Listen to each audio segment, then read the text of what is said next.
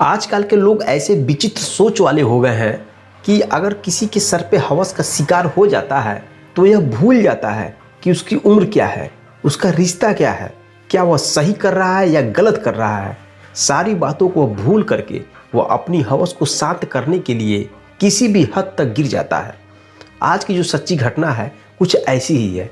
एक 35 साल की महिला एक 15 साल के लड़के को अपने हवस का शिकार बनाती है और इस वजह से वह अपनी तो ज़िंदगी बर्बाद करती ही है, साथ में उस लड़की की भी ज़िंदगी बर्बाद। नमस्कार दोस्तों, मेरा नाम संतोष, आप देख रहे हैं क्राइम का सच। आज मैं फिर हाजिर हूँ एक सच्ची घटना लेकर। आज जो सच्ची घटना है वह बिहार राज्य की है। दोस्तों, बिहार का रहने वाला एक लड़का होता है जिसका नाम होता है प्रियांशु। वह उम्र में अभी लगभग 15 साल का था और अपने घर में सबसे बड़ा लड़का था। उसके मम्मी पापा और एक बहन थी छोटी। पापा जो उसके हैं हमेशा बीमार रहते थे, पैसे की बहुत ज़रूरत थी, बहुत गरीब परिवार का था। इस वजह से हिमांशु 15 साल की उम्र में ही वह कमाने के लिए बाहर निकल जाता है और वह पहुंचता है चेन्नई में। चेन्नई जाने के बाद एक कंपनी में उसका सिलेक्शन हो जाता है और कंपनी में वह काम करने लगता है।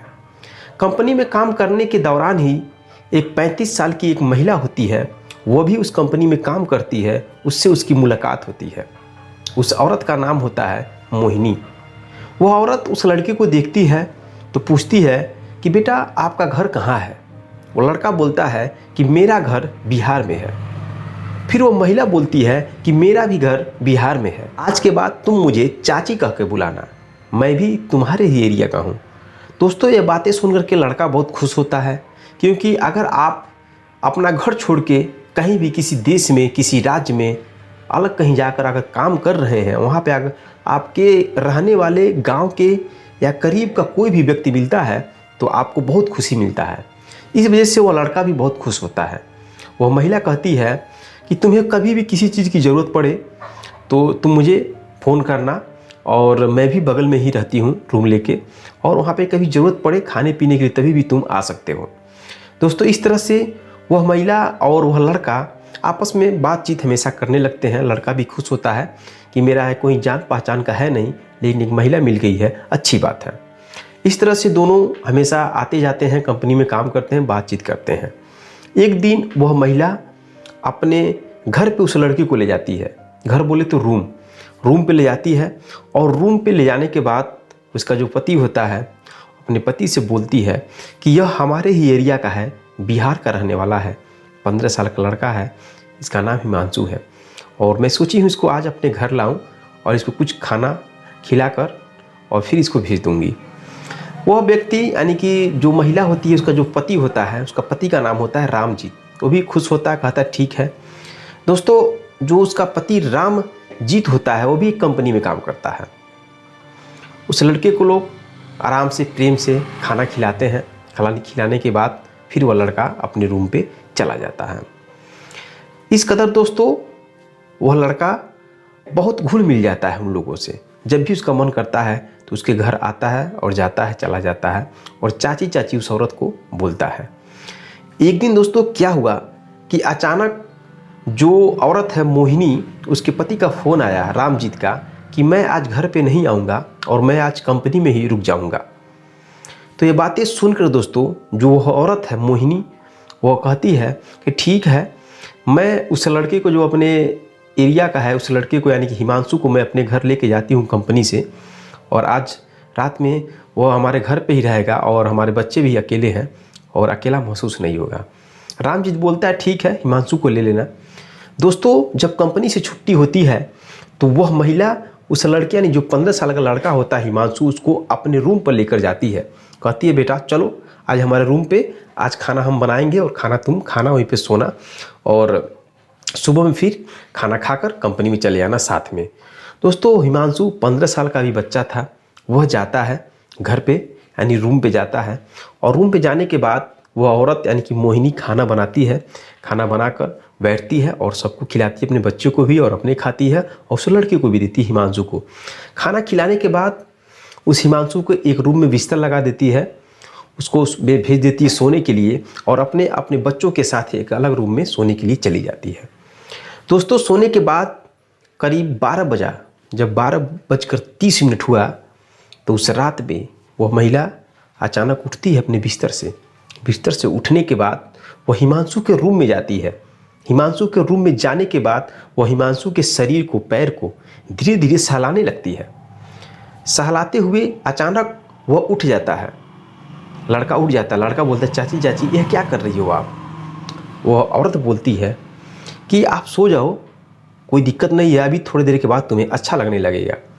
दोस्तों 15 साल का लड़का डर जाता है, फिर चुपचाप लेट जाता है और वह औरत उस लड़के के शरीर को सहलाती है और उसकी उत्तेजना को और बढ़ाती है और उसके साथ संबंध बनाती है।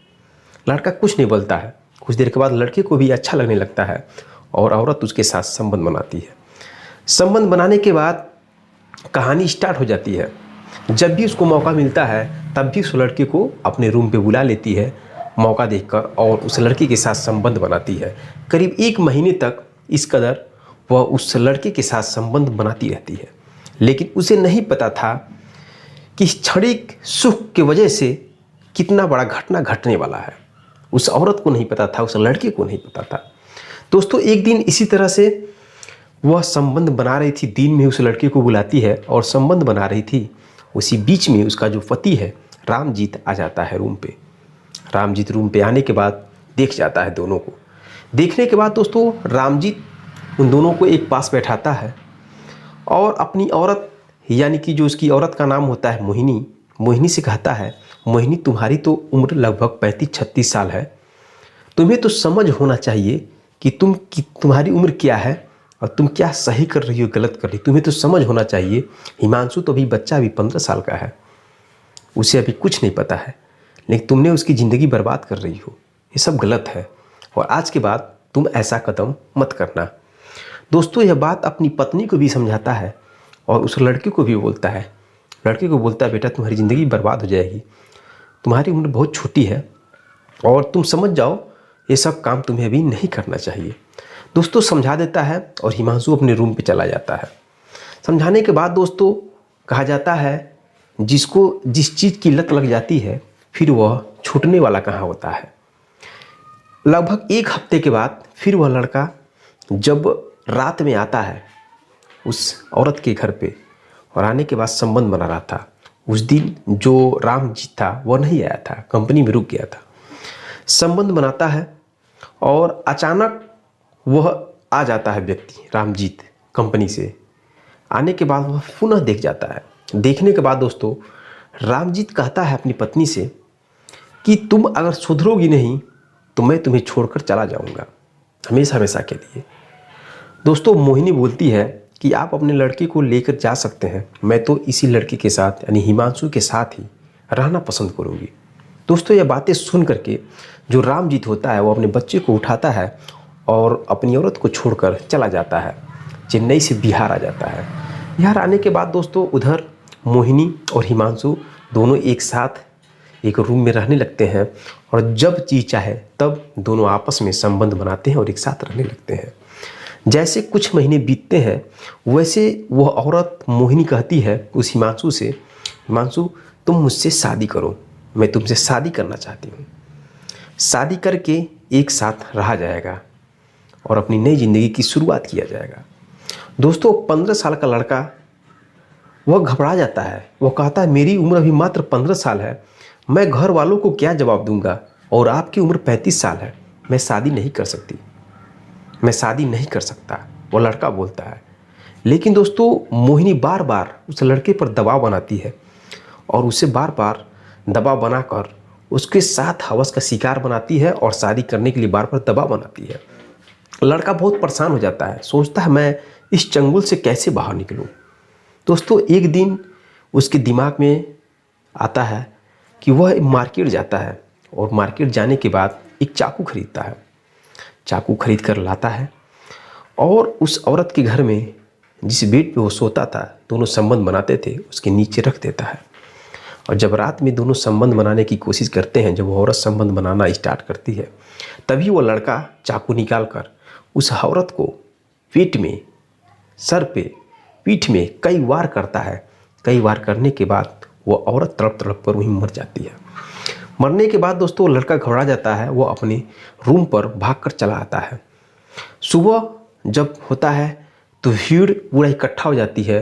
लोग देखते हैं कि उस महिला का दरवाज़ा खुला है और लोग भीड़ इकट्ठा करके जाते हैं उसके रूम में, देखते हैं कि वो महिला मर चुकी है। पुलिस को फ़ोन किया जाता है, पुलिस प्रशासन अपनी टीम के साथ आती है और पता चलता है कि इस महिला का जो पति है रामजीत पासवान, वो बिहार जा चुका है। किसी तरह से पुलिस कॉन्टेक्ट नंबर इकट्ठा करती है और रामजीत को फ़ोन किया जाता है। रामजीत आता है चेन्नई में। आने के बाद पूरी कहानी बताता है अपनी पत्नी के बारे में कि इस मेरी पत्नी का हिमांशु नाम के एक लड़के से संबंध था और इस वजह से मैं अपनी पत्नी को छोड़कर चेन्नई से बिहार चला गया था।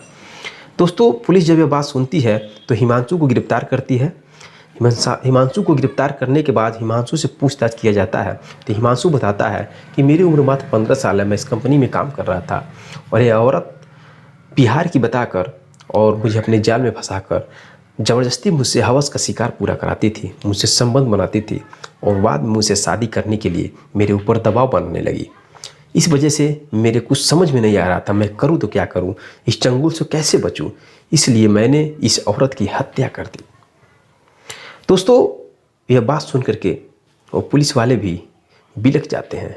उनके भी अंदर एक इस मासूम के बच्चे के प्रति दया जाता है कि मासूम बच्चे को किस तरह से 35 साल की औरत अपने जाल में फंसा देती है हवस के शिकार बनाकर।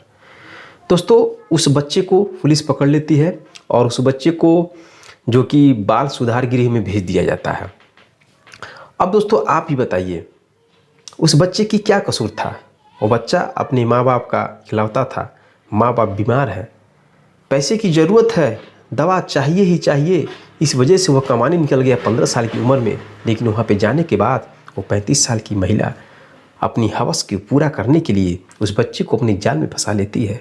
अपनी ज़िंदगी तो गंवाती ही है, उस 15 साल के लड़के की भी ज़िंदगी बर्बाद कर देती है। क्या वो औरत सही थी या गलत थी? तो दोस्तों मेरा यह कहानी सुनाने का मतलब सिर्फ यही है कि आपको जागरूक करना और सतर्क करना। इस कहानी को सुनने के बाद आपकी राय क्या है कमेंट बॉक्स में कमेंट जरूर करिएगा। दोस्तों इस समाज में बहुत ऐसे लोग पड़े हैं जिनके सर पे हवस का शिकार होता है तो अपनी उम्र भूल जाते हैं, अपना रिश्ता भी भूल जाते हैं और अपनी हवस को पूरा करने के लिए अपनी पूरी ज़िंदगी दांव पे लगा देते हैं। लेकिन उन्हें नहीं पता होता है इस क्षणिक सुख के लिए वह कितने लोगों की ज़िंदगी बर्बाद कर देते हैं। अब इसी कहानी में देखिए उस औरत ने अपनी तो पूरी ज़िंदगी बर्बाद करके इस दुनिया से चली गई और उस लड़के की भी ज़िंदगी बर्बाद कर दी। दोस्तों अगर यह मेरी कहानी आपको अच्छा लगा तो प्लीज़ सपोर्ट करें, चैनल को सब्सक्राइब करें, वीडियो को लाइक करें और कमेंट करें। मिलते हैं फिर नेक्स्ट वीडियो में नेक्स्ट कहानी के साथ। तब तक के लिए जय हिंद, जय भारत।